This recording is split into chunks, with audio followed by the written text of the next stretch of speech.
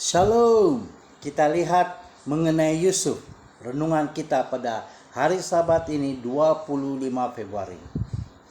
Yusuf bagai cabang yang syarat berbuah.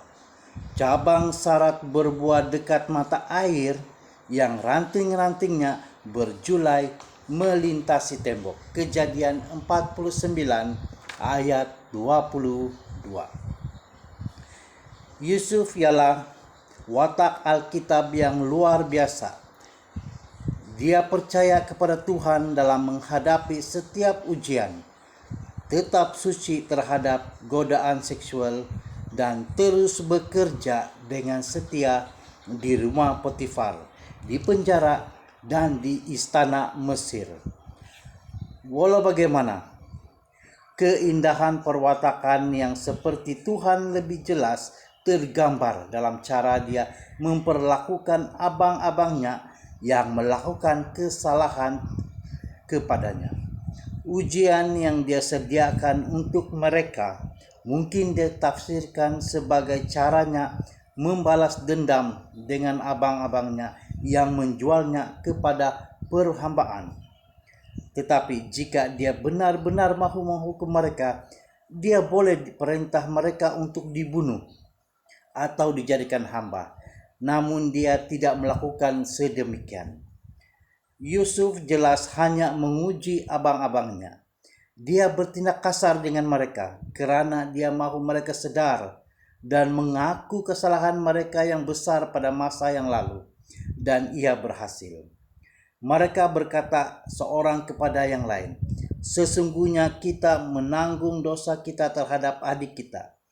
Kita lihat betapa menderita hatinya ketika dia memohon belas kasihan kita, tetapi kita tidak mahu mendengarkannya. Itulah sebabnya penderitaan ini menimpa kita pula." Kejadian 42 ayat 21, Alkitab Versi Borneo. Idea untuk membawa Benjamin ke Mesir adalah untuk Yusuf melihat sama ada abang-abangnya akan cemburu dan bertindak keras terhadap adik bungsu mereka. Dalam perjamuan itu, Yusuf memberikan Benjamin disajikan 5 kali lebih banyak daripada bahagian untuk semua yang lain. Kejadian 43 ayat 34. Yusuf ingin melihat reaksi mereka, tetapi tidak ada yang kelihatan cemburu di kalangan abang-abangnya. Akhirnya, dia melakukan tipu hela kepada mereka menggunakan piala perak.